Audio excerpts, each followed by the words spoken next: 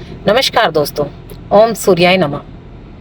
दोस्तों, आज हम जानेंगे आदित्य हृदय स्तोत्र का सरल और भावपूर्ण अर्थ। यह वही दिव्य स्तोत्र है जिसका संबंध उस समय से है जब लंका के युद्ध में भगवान श्री राम और रावण आमने सामने खड़े थे। लंबे युद्ध के कारण श्री राम थक चुके थे। उनके सामने एक कठिन चुनौती थी। इसी समय महान ऋषि अगस्त्य वहां आए और उन्होंने श्री राम को सूर्य देव की उपासना का यह दिव्य मार्ग बताया। आइए सबसे पहले उस परिस्थिति को समझते हैं जहां से आदित्य हृदय स्तोत्र की शुरुआत होती है। ततो युद्ध परिश्रांतम समरे चिंतया स्थितम रावणम जागृतो दृष्टवा युद्धाय समुपस्थितम। इसका सरल अर्थ है दोस्तों, युद्ध करते करते भगवान श्री राम बहुत थक चुके थे और चिंता में खड़े थे। उन्होंने अपने सामने रावण को युद्ध करने के लिए पूरी तरह तैयार खड़ा देखा। लेकिन इस श्लोक में केवल युद्ध भूमि का वर्णन नहीं है, बल्कि हमारे जीवन से जुड़ा हुआ एक बहुत गहरा संदेश भी छिपा है दोस्तों। भगवान श्री राम जैसे महान और शक्तिशाली योद्धा भी एक कठिन समय में थकान और चिंता से घिर गए थे। इसका अर्थ यह है कि जीवन में कठिन परिस्थितियां आने पर थक जाना या कुछ समय के लिए चिंतित हो जाना हमारी कमजोरी नहीं है। कमजोरी तब होती है जब हम उस चिंता के सामने अपनी हिम्मत छोड़ देते हैं। श्री राम उस समय थके जरूर थे, लेकिन उनकी यात्रा समाप्त नहीं हुई थी। आगे उन्हें ऋषि अगस्त्य का मार्गदर्शन मिलने वाला था और उनके भीतर फिर से आत्मविश्वास और ऊर्जा जागने वाली थी। यही इस श्लोक का सबसे सुंदर संदेश है। जीवन में चाहे कितनी भी कठिनाई, कितनी भी कठिन परिस्थिति क्यों ना आ जाए, थक कर रुकिए मत, क्योंकि कभी कभी सबसे कठिन समय के बाद ही हमारे जीवन में नई शक्ति और नई रोशनी का आगमन होता है। और यहीं से शुरू होती है भगवान सूर्य देव की उस दिव्य स्तुति की यात्रा, जिसे हम आदित्य हृदय स्तोत्र के नाम से जानते हैं। दूसरा श्लोक, दैवतैश्च समागम्य दृष्टो मभ्यागतो रणम उपागम्य बरवीत रामम अगस्त्यो भगवान ऋषि। युद्ध को देखने के लिए देवताओं के साथ महान ऋषि अगस्त्य भी वहां आए थे। वे श्री राम के पास पहुंचे और उनसे कुछ कहने लगे। इसका बहुत सुंदर भाव है। श्री राम उस समय युद्ध से थके हुए थे और उनके सामने रावण जैसी बड़ी चुनौती थी। ठीक उसी समय ऋषि अगस्त्य का वहां आना इस बात का संकेत है कि जब मनुष्य कठिन परिस्थिति में होता है तब उसे सही समय पर सही मार्गदर्शन की आवश्यकता होती है। ऋषि अगस्त्य केवल श्री राम को कोई मंत्र नहीं बताने आए थे, बल्कि वे उनके भीतर फिर से आत्मविश्वास और शक्ति जगाने वाले थे। यानी इस श्लोक का सुंदर संदेश हमें यह मिलता है कि जब जीवन में हम किसी कठिन परिस्थिति में फंस जाएं, तब घबराकर हार मानने के बजाय सही ज्ञान, सही मार्गदर्शन और ईश्वर के सामने नतमस्तक होकर बैठ जाना चाहिए। ईश्वर के स्मरण का सहारा लेना चाहिए। जिस तरह श्री राम के जीवन में ऋषि अगस्त्य मार्गदर्शन बनकर आए, उसी तरह हमारे जीवन में भी कभी कोई व्यक्ति, कभी कोई अच्छी बात या कोई आध्यात्मिक ज्ञान हमें अंधकार से निकालकर सही रास्ता दिखा सकता है। यहीं से आदित्य हृदय स्तोत्र का वास्तविक उपदेश आरंभ होता है। तीसरा श्लोक, राम राम महाबाहो शृणु गुह्यम सनातनम येन सर्वान ऋण वत्स समरे विजयशसी।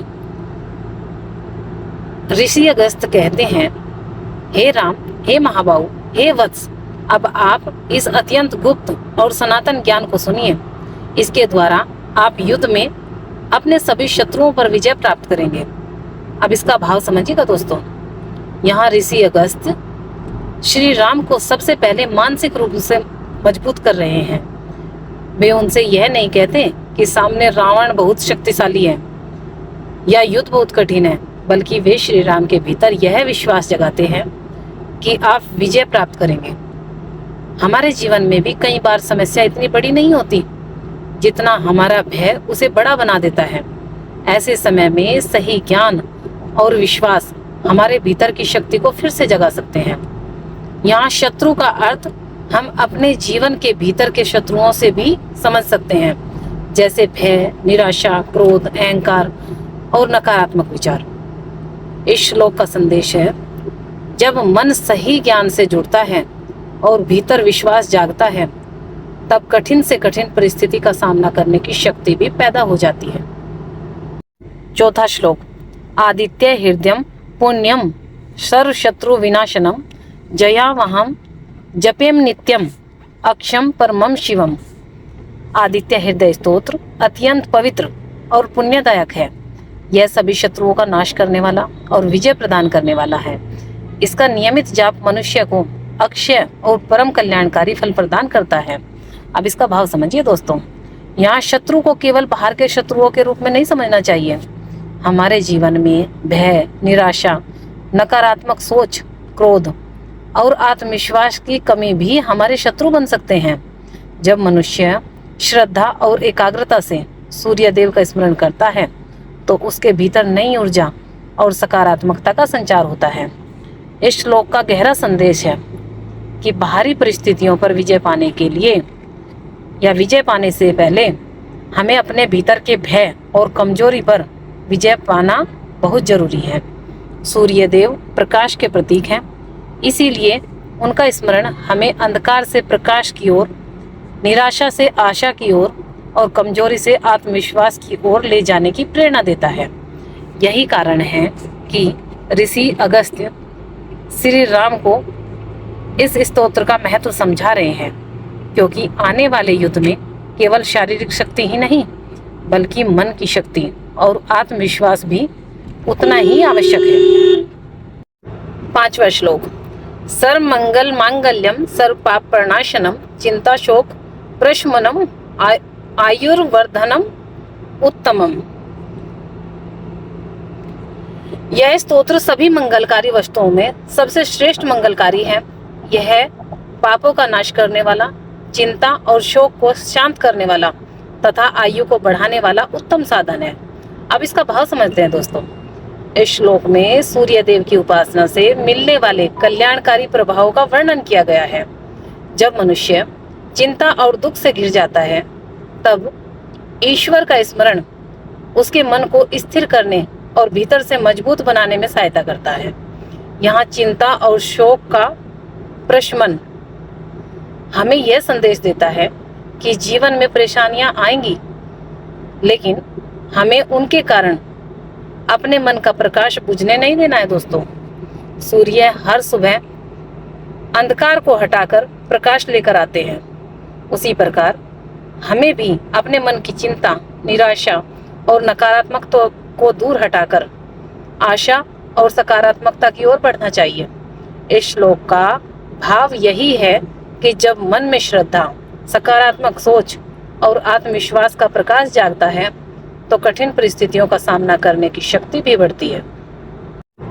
छठा श्लोक, रश्मि मंतम समुदयंतम देवासुर नमस्कृतम पूजस्व विवस्वंतम भास्करम भुवनेश्वरम। ऋषि अगस्त्य कहते हैं, हे श्री राम, उन सूर्य देव की पूजा करो जो अपनी असंख्य किरणों से प्रकाशित है, उदय होते हैं और जिन्हें देवता और असुर भी नमन करते हैं। वे विवस्वान हैं, प्रकाश देने वाले भास्कर हैं और पूरे संसार के स्वामी हैं। अब इसका भाव समझिए दोस्तों। सूर्य देव अपनी किरणों से पूरे संसार को प्रकाश देते हैं। उनके प्रकाश के सामने अंधकार टिक नहीं सकता। इसीलिए सूर्य देव यहाँ केवल आकाश में दिखाई देने वाले सूर्य नहीं, बल्कि प्रकाश, ऊर्जा और जीवन के आधार के रूप में प्रस्तुत किए गए हैं। ऋषि अगस्त्य श्री राम से कहते हैं कि जब आपके सामने इतना बड़ा संकट खड़ा है, तब अपने मन को सूर्य देव के प्रकाश से जोड़िए। उनके स्मरण से अपने भीतर की शक्ति और आत्मविश्वास को जगाइए। इस श्लोक का सुंदर संदेश है, जब जीवन में अंधकार बढ़ जाए तब प्रकाश की ओर देखना चाहिए। जब मन कमजोर हो जाए तब अपने भीतर की शक्ति को जगाना चाहिए। जैसे सूर्य बिना किसी भेदभाव के सबको प्रकाश देता है, वैसे ही हमें भी अपने जीवन में सकारात्मकता, ऊर्जा और अच्छे कर्मों का प्रकाश फैलाना चाहिए। 7वां श्लोक। सर्वदेवात्मको हयेस तेजस्वी रश्मि भावन एस देवासुर गणा लोकान पाति गभस्ति भी। यह सूर्य देव सभी देवताओं के स्वरूप हैं। वे अत्यंत तेजस्वी हैं और अपनी किरणों से संसार को प्रकाशित करते हैं। अपनी प्रकाशमयी किरणों के द्वारा वे देवताओं और असुरों सहित सभी लोकों का पालन करते हैं। इसका भाव है, इस श्लोक में सूर्य देव को समस्त दैवी शक्तियों के आधार और जीवन को प्रकाशित करने वाली शक्ति के रूप में बताया गया है। सूर्य किसी एक व्यक्ति, जाति या स्थान के लिए प्रकाश नहीं देते। उनकी किरणें सभी के लिए समान हैं। यही हमें सिखाता है कि हमें भी अपने जीवन में समानता, उदारता और सकारात्मकता का भाव रखना चाहिए। और एक गहरा संदेश यह है कि जिस प्रकार सूर्य की किरणें पूरे संसार को ऊर्जा देती हैं, उसी प्रकार हमारे अच्छे विचार और अच्छे कर्म भी हमारे आसपास के लोगों के जीवन में प्रकाश ला सकते हैं। इस श्लोक का सार यही है, सूर्य सबको प्रकाश देते हैं। हमें भी अपने ज्ञान, प्रेम और अच्छे कर्मों से दूसरों के जीवन में प्रकाश फैलाना चाहिए। 8वां श्लोक। एष ब्रह्मा च विष्णुश्च शिव स्कंद प्रजापति महेंद्रो धनद कालो यम सोमो हिपापति। सूर्य देव ही ब्रह्मा, विष्णु, शिव, स्कंद और प्रजापति के स्वरूप हैं। वे इंद्र, कुबेर, काल, यम, चंद्रमा और जल के स्वामी वरुण के स्वरूप भी माने गए हैं। इसका भाव देखते हैं दोस्तों, क्या है।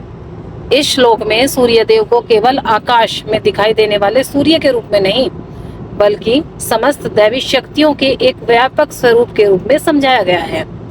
ब्रह्मा सृष्टि के रचयिता हैं, विष्णु पालनकर्ता और शिव परिवर्तन के प्रतीक हैं। इसी प्रकार सूर्य भी संसार में सृष्टि, पालन और परिवर्तन के चक्र को चलाने वाली ऊर्जा के महत्वपूर्ण आधार है।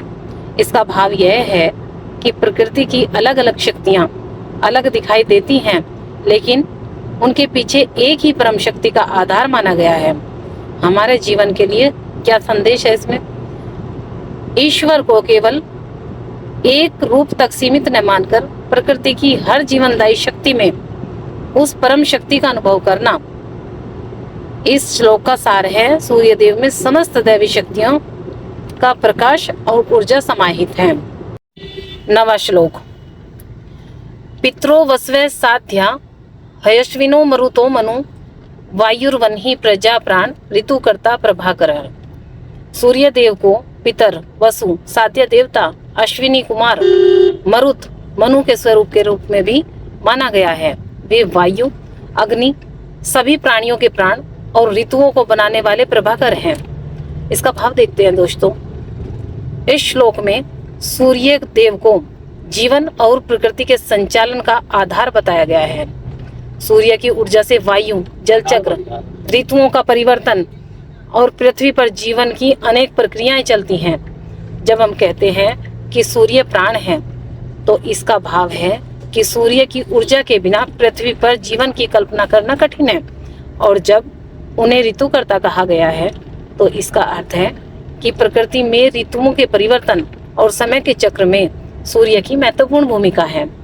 इस श्लोक का संदेश है, जिस सूर्य के प्रकाश और ऊर्जा से प्रकृति और जीवन का चक्र चलता है, उसी सूर्य के प्रति हमें कृतज्ञता और सम्मान का भाव रखना चाहिए। 10वां श्लोक।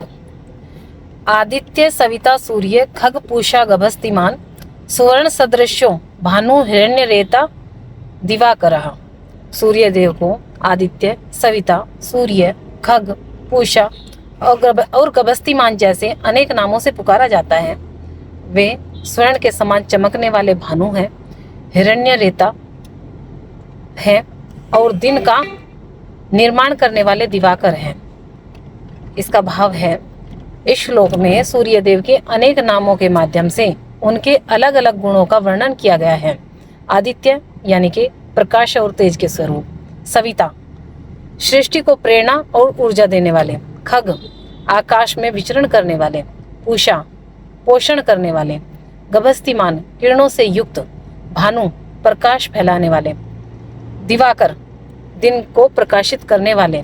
इसका सुंदर संदेश यह है कि सूर्य केवल प्रकाश नहीं देते, बल्कि ऊर्जा, पोषण, जीवन और गति का आधार भी हैं। जिस तरह सूर्य हर सुबह हमें एक नया दिन देते हैं, उसी तरह हमें भी हर दिन को एक नई शुरुआत मानकर सकारात्मकता और उत्साह के साथ आगे बढ़ना चाहिए। दोस्तों, इस श्लोक का सार है सूर्य देव प्रकाश, ऊर्जा, पोषण और नई शुरुआत के प्रतीक माने जाते हैं। ओम सूर्याय नमः। दोस्तों, कभी कभी हमारे जीवन में अंधकार बाहर नहीं, हमारे मन के भीतर होता है, चिंता, डर, निराशा का। लेकिन जैसे सूर्य की एक किरण अंधकार को मिटा देती है, वैसे ही सही सोच और आत्मविश्वास हमारे जीवन को फिर से रोशन कर सकते हैं। चलिए देखते हैं आदित्य हृदय स्तोत्र का 11वां श्लोक। श्लोक है हरिदश सहस्त्रार्ची सप्तसप्ति मरीचिमान तिमिरोन्मथन शंभुस्त्वष्टा मार्तंड अंशुमान। सूर्यदेव तेज गति वाले घोड़ों के रथ पर विराजमान हैं, हजारों किरणों से प्रकाशित हैं और अंधकार को नष्ट करने वाले हैं। उन्हें शंभु, त्वष्टा, मार्तंड और अंशुमान जैसे नामों से भी पुकारा जाता है। यह श्लोक हमें सिखाता है कि जीवन में चाहे कितना भी अंधकार हो, हमें निराश होकर नहीं बैठना चाहिए। ज्ञान, सकारात्मक सोच और आत्मविश्वास की एक किरण भी जीवन की बड़ी से बड़ी नकारात्मकता को दूर कर सकती है। 12वां श्लोक हिरण्यगर्भ शिशिरस तपनो भास्करो रवि अग्निगर्भो अदिते पुत्र शंख शिशिर नाशन। सूर्यदेव हिरण्यगर्भ है, अर्थात सृष्टि के मूल तेज के स्वरूप है। वे शिशिर, तपन, भास्कर और रवि नामों से जाने जाते हैं। वे अग्नि को अपने भीतर धारण करने वाले, माता अदिति के पुत्र और शीत अर्थात ठंड को दूर करने वाले हैं। यह श्लोक हमें सूर्य के प्रकाश, ऊर्जा और ऊष्मा का महत्व समझाता है। जैसे सूर्य की गर्मी ठंड और जड़ता को दूर करती है, वैसे ही हमारे जीवन में ज्ञान, उत्साह और सकारात्मक सोच आलस्य, निराशा और नकारात्मकता को दूर कर सकती है। इसका एक छोटा सा संदेश है, अपने जीवन में सूर्य जैसा प्रकाश और ऊर्जा रखिए ताकि आलस्य और निराशा टिक न पाए। 13वां श्लोक व्योमनाथस तमोभेदी ऋग यजु साम पारगः घन वृष्टि रपा मित्रो विंध्यावीथि पलवंगमः। सूर्यदेव आकाश के स्वामी और अंधकार को दूर करने वाले हैं। वे ऋग्वेद, यजुर्वेद और सामवेद के ज्ञाता हैं। वे वर्षा के कारण बनने वाले जल चक्र से जुड़े हैं, जल के मित्र हैं और आकाश में तीव्र गति से विचरण करते हैं। इस श्लोक का सबसे सुंदर संदेश है, अंधकार चाहे बाहर हो या मन के भीतर, प्रकाश उसे दूर करने की शक्ति रखता है। आज के जीवन में जब चिंता, भ्रम या नकारात्मकता हमें घेर लेती है, तो हमें अंधकार पर ध्यान देने की बजाय ज्ञान, सही सोच और सकारात्मक कर्मों का प्रकाश बढ़ाना चाहिए। जहाँ ज्ञान का प्रकाश है, वहाँ अज्ञान और निराशा का अंधकार टिक नहीं सकता।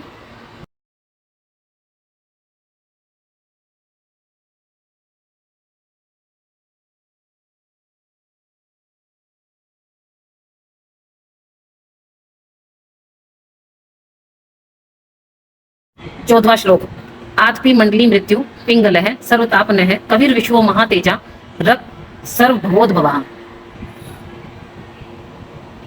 सूर्य देव ताप देने वाले, अपने मंडल में स्थित पिंगल वर्ण वाले और सबको ताप देने वाले हैं। वे सर्वज्ञ, पूरे विश्व के स्वरूप, महान तेज वाले और समस्त प्राणियों की उन्नति के कारण हैं। यह श्लोक हमें सिखाता है कि सूर्य केवल प्रकाश ही नहीं, बल्कि ऊर्जा और परिवर्तन की शक्ति भी है। जीवन में आगे बढ़ने के लिए हमें भी अपने भीतर ऊर्जा, अनुशासन और कर्म करने की क्षमता बनाए रखनी चाहिए। सूर्य की ऊर्जा हमें सिखाती है कि जीवन में परिवर्तन और प्रगति के लिए निरंतर कर्म और ऊर्जा आवश्यक है।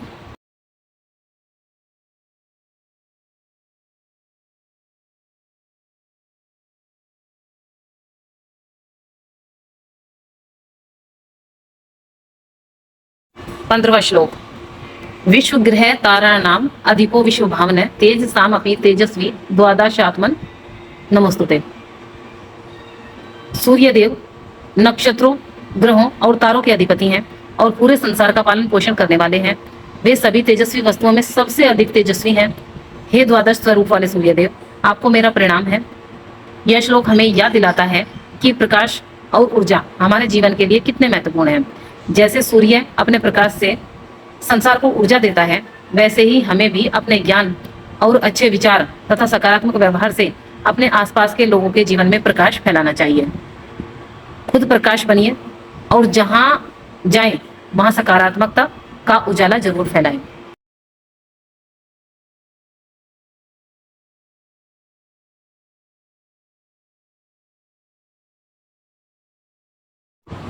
सोलवा श्लोक। नमा पूर्वाय गिरिये पश्चिमायाद्रये नमः ज्योतिर्गणा नाम पते है दिनाधिपते नमः। पूर्व दिशा के पर्वत को प्रकाशित करने वाले सूर्य देव को प्रणाम है और पश्चिम दिशा में अस्त होने वाले सूर्य देव को भी प्रणाम है। सभी ज्योतियों के स्वामी और दिन के अधिपति सूर्य देव को बार बार नमस्कार है। सूर्य प्रतिदिन उदय से अस्त तक अपनी यात्रा पूरी करते हैं और फिर अगले दिन नई शुरुआत करते हैं। यह हमें सिखाता है कि जीवन में हर दिन एक नया अवसर है। कल चाहे जैसा भी रहा हो, आज फिर से शुरुआत की जा सकती है। इसका भाव है हर सूर्यास्त अंत नहीं बल्कि एक नई सुबह की तैयारी है। 17वां श्लोक। जय जय भद्राय हर्यश्वाय नमो नमः नमो नमः सहस्त्रांशो आदित्याय नमो नमः। विजय प्रदान करने वाले, कल्याण करने वाले हर्यश्व नाम वाले सूर्य देव को बार बार प्रणाम है। हे हजारों किरणों वाले सहस्त्रांशु सूर्य देव, हे आदित्य, आपको बार बार नमस्कार है। यह श्लोक हमें विजय और कल्याण की सकारात्मक भावना देता है। जीवन में सफलता पाने के लिए केवल इच्छा ही नहीं बल्कि आत्मविश्वास, निरंतर प्रयास और सही दिशा भी जरूरी है। अपने लक्ष्य पर विश्वास रखिए, निरंतर प्रयास कीजिए और हर दिन नई ऊर्जा के साथ आगे बढ़िए।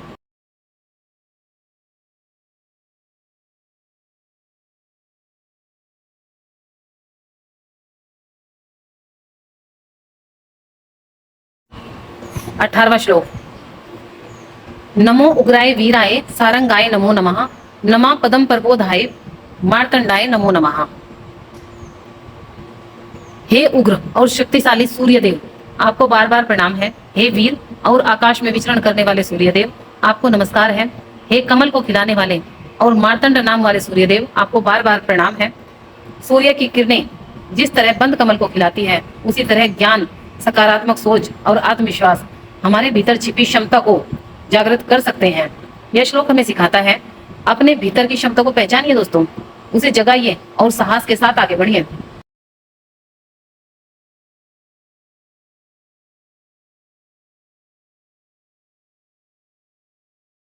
19वां श्लोक।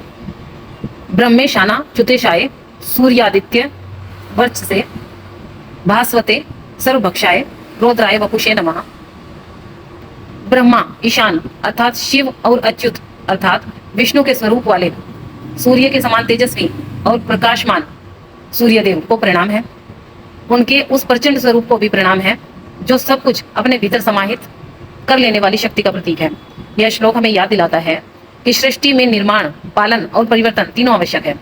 जीवन में भी हमें पुरानी नकारात्मकता और गलत आदतों को छोड़कर अच्छे विचारों को अपनाते हुए आगे बढ़ना चाहिए। जो बदलना जरूरी है उसे छोड़िए, जो अच्छा है उसे अपनाइए और प्रकाश की ओर आगे बढ़ते रहिए।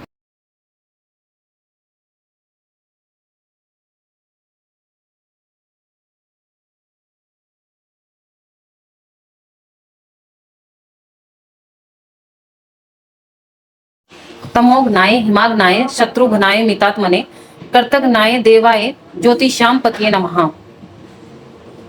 अंधकार को दूर करने वाले, शीत को नष्ट करने वाले, शत्रुओं का नाश करने वाले, अनंत स्वरूप वाले और कृतज्ञता का नाश करने वाले सूर्य देव को प्रणाम है। हे सभी ज्योतियों के स्वामी, आपको नमस्कार है। यहाँ अंधकार को हम अज्ञान, भय और नकारात्मकता का प्रतीक भी समझ सकते हैं। सूर्य का प्रकाश हमें प्रेरणा देता है कि जीवन में नकारात्मक विचारों को हटाकर ज्ञान, आत्मविश्वास और सकारात्मकता को स्थान दें। अपने जीवन में प्रकाश बढ़ाइए तो अंधकार अपने आप कम होता चला जाएगा।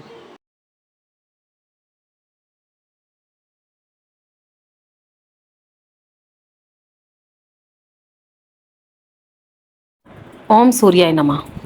आदित्य हृदय स्तोत्र का 21वां श्लोक। तप्त चामी करा भाई वहनीय विश्वकर्मणे नमस्तमो अभिनिग्नाय रुचिये लोक साक्षिणे। हे सूर्यदेव, आपकी आभा तपाए हुए स्वर्ण के समान चमकती है। आप अग्नि के समान तेजस्वी हैं, विश्व की समस्त गतिविधियों के आधार हैं। आप अंधकार को दूर करने वाले प्रकाश स्वरूप और पूरे संसार के साक्षी हैं। आपको मेरा प्रणाम है। इस श्लोक में सूर्यदेव को केवल आकाश में चमकने वाले प्रकाश के रूप में नहीं, बल्कि जीवन, ऊर्जा, चेतना और जागृति के प्रतीक के रूप में भी देखा गया है। जिस तरह सूर्य का प्रकाश बाहरी अंधकार को दूर करता है, उसी तरह जीवन में ज्ञान का प्रकाश अज्ञान और निराशा का अंधकार दूर करता है। यह श्लोक हमें 3 बड़ी सीख देता है। पहला, अंधकार से प्रकाश की ओर बढ़ें, मुश्किल परिस्थितियों में भी निराश न हों। दूसरी, अपने भीतर का तेज बनाए रखें, सूर्य की तरह निरंतर कर्म करते रहें और दूसरों के जीवन में भी सकारात्मकता फैलाएं। तीसरा है, हर कर्म का साक्षी परमात्मा है, इसीलिए अपने कर्मों को ईमानदारी और सद्भावना से करना चाहिए। एक सुंदर जीवन संदेश। जिस तरह सूर्य अंधकार को मिटाकर प्रकाश देता है, उसी तरह ज्ञान, सत्य और अच्छे कर्म हमारे जीवन के अंधकार को दूर कर देते हैं। 22वां श्लोक। नाश्यत्येष वै भूतम तदेव सृजति प्रभु पायत्येष तपत्येष वर्षत्येष गभस्तिभिः। हे रघुनंदन, सूर्यदेव ही संसार में सृष्टि, स्थिति और संहार के चक्र के आधार हैं। अपनी किरणों से वे जल को ग्रहण करते हैं, उसे गर्म करके वाष्प बनाते हैं और फिर वर्षा के रूप में वही जल धरती पर बरसाते हैं। यह श्लोक हमें प्रकृति के जीवन चक्र की ओर संकेत करता है। सूर्य के कारण जल का वाष्पीकरण होता है, बादल बनते हैं और वर्षा होती है। वर्षा से धरती पर जीवन का पोषण होता है। आध्यात्मिक दृष्टि से यह संदेश देता है कि सृष्टि में परिवर्तन एक निरंतर चक्र है।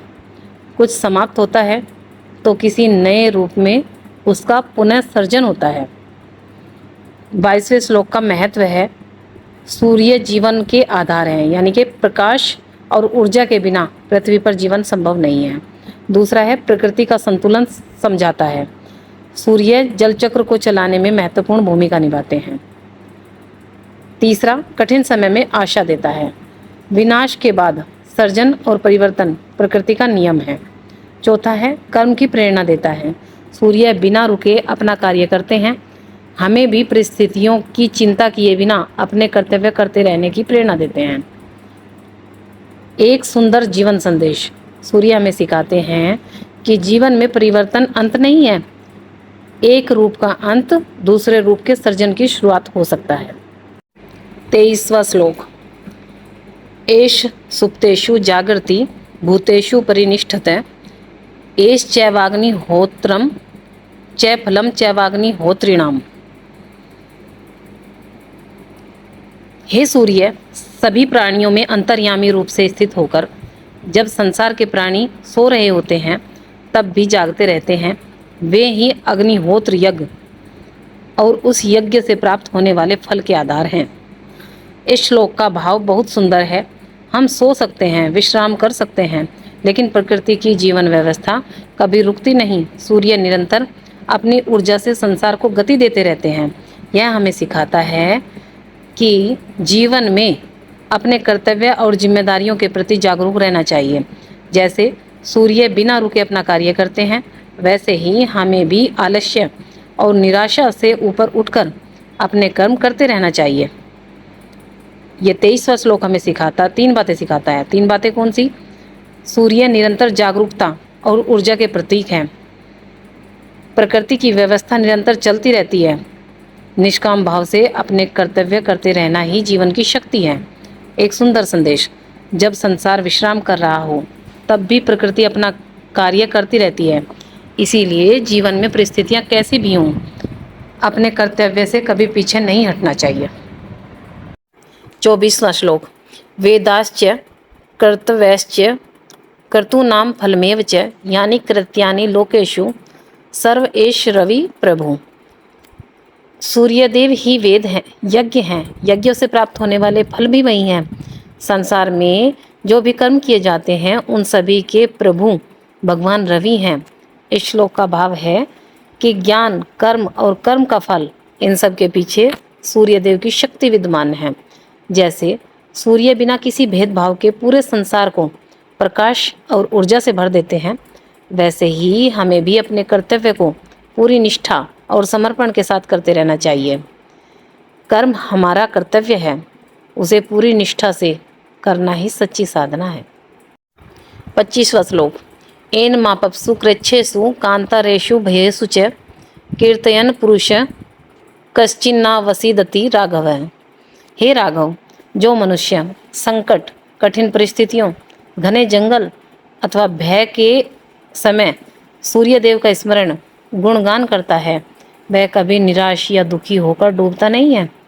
इस श्लोक का भाव है कि कठिन से कठिन परिस्थिति में भी मनुष्य को भयभीत होकर अपना साहस नहीं खोना चाहिए। सूर्यदेव का स्मरण मन में प्रकाश, विश्वास और आत्मबल जगाने का प्रतीक है। जैसे सूर्य अंधकार को दूर करते हैं, वैसे ही हमारा विश्वास और साहस कठिनाइयों के अंधकार को दूर कर सकता है। संकट कितना भी बड़ा हो, विश्वास और साहस बनाए रखो, अंधकार के बाद प्रकाश अवश्य आता है। 26वां श्लोक। पूज्यस्वैन में काग्रो देव देवम जगतपतिम एतत् त्रिगुणितम जप्त्वा युद्धेषु विजयस्यसि। हे राघव, तुम एकाग्रचित होकर देवों के देव और संपूर्ण जगत के स्वामी भगवान सूर्य की पूजा करो। इस आदित्य हृदय स्तोत्र का 3 बार जप करने से तुम युद्ध में विजय प्राप्त करोगे। इस श्लोक का भाव है कि मन को एकाग्र करके ईश्वर का स्मरण और अपने कर्तव्य का दृढ़ संकल्प मनुष्य के भीतर आत्मविश्वास और शक्ति जगाता है। श्री राम के लिए यह युद्ध से पहले आत्मबल और विजय का संदेश है, जीवन संदेश। जब मन एकाग्र हो, विश्वास दृढ़ हो और कर्म के प्रति संकल्प अटल हो, तो कठिन से कठिन संघर्ष में भी विजय का मार्ग खुलता है। 27वां श्लोक। अस्मिन् क्षणे महाबाहो रावणं तं वदिष्यसि एव मुक्त्वा तदागस्त्यो जगाम च यथागतम। हे महाबाहु श्री राम, इसी क्षण तुम रावण का वध करोगे। ऐसा कहकर महर्षि अगस्त्य वहाँ से जैसे आए थे वैसे ही चले गए। इस श्लोक में महर्षि अगस्त्य श्री राम के भीतर आत्मविश्वास और विजय का विश्वास जगाते हैं। श्री राम के सामने कठिन युद्ध था, लेकिन उन्हें यह विश्वास दिलाया गया कि वे अपने धर्म और कर्तव्य के मार्ग पर चलकर विजय प्राप्त करेंगे। जीवन संदेश। जब मन में विश्वास, संकल्प और धर्म के प्रति निष्ठा हो, तो बड़ी से बड़ी चुनौती का सामना भी दृढ़ता से किया जा सकता है। 28वां श्लोक। एतत् छुत्वा महातेजा न शोको अभवत् तदा धार्यमास सुप्रीतो राघव पर्यतात्मवान। महर्षि अगस्त की बातें सुनकर महातेजस्वी श्री राम का शोक दूर हो गया। वे अत्यंत प्रसन्न हुए और एकाग्र एवं संयमित मन से आदित्य हृदय स्तोत्र को धारण किया। इस श्लोक का भाव है कि ईश्वर का स्मरण और सकारात्मक विश्वास मनुष्य के भीतर से भय, चिंता और निराशा को दूर करके आत्मबल जगाता है। श्री राम ने कठिन परिस्थिति में अपना शोक छोड़कर स्वयं को कर्तव्य और विजय के लिए तैयार किया। जीवन संदेश। चिंता को छोड़कर विश्वास और आत्मबल को अपनाइए, तभी कठिन परिस्थितियों का सामना दृढ़ता से किया जा सकता है। 29वां श्लोक। आदित्यम प्रेक्षम जप्त्वा तु परम हर्षम वाप्तवान त्रिराचम्य सुचिरभूत्वा धनुरादाय वीर्यवान। श्री राम ने सूर्यदेव के दर्शन करके आदित्य हृदय स्तोत्र का जप किया और अत्यंत प्रसन्नता प्राप्त की। फिर 3 बार आचमन करके पवित्र हुए और वीर श्री राम ने अपना धनुष उठा लिया। इस श्लोक का भाव है कि ईश्वर का स्मरण मनुष्य के भीतर नई ऊर्जा, उत्साह और आत्मविश्वास पैदा करता है। श्री राम ने सूर्यदेव का स्मरण करके अपने मन को स्थिर किया और फिर अपने कर्तव्य के लिए दृढ़ होकर खड़े हो गए। जीवन संदेश। विश्वास मन को शक्ति देता है और दृढ़ संकल्प हमें अपने कर्तव्य के लिए तैयार करता है। 30वां श्लोक है, रावणम प्रेक्ष्य हृष्टात्मा युद्धाय समुपागमत सर्वयत्नेन महता वधितस्य धर्तो अभवत। रावण को देखकर श्री राम प्रसन्न और उत्साहित मन से युद्ध के लिए आगे बढ़े। उन्होंने पूरी शक्ति और महान प्रयास के साथ रावण के वध का दृढ़ निश्चय कर लिया। इसका भाव है, इस श्लोक में श्री राम के भीतर आए आत्मविश्वास, उत्साह और दृढ़ संकल्प का भाव है। आदित्य हृदय का स्मरण करने के बाद उनका शोक और निराशा दूर हो चुकी थी। अब वे पूरी शक्ति के साथ अपने कर्तव्य और धर्म की रक्षा के लिए युद्ध में आगे बढ़ते हैं। इसमें क्या जीवन संदेश है? जब मन से भय और निराशा दूर हो जाए तो दृढ़ संकल्प और पूरे प्रयास के साथ अपने लक्ष्य की ओर बढ़ना चाहिए। 31वां श्लोक, अत रवि वदन निरीक्ष्य रामम मुदित मना परम प्रश्यमाणे निशिचरपति संशयम विदित्वा सुरगण मध्य गतो वचस्त्वरेति।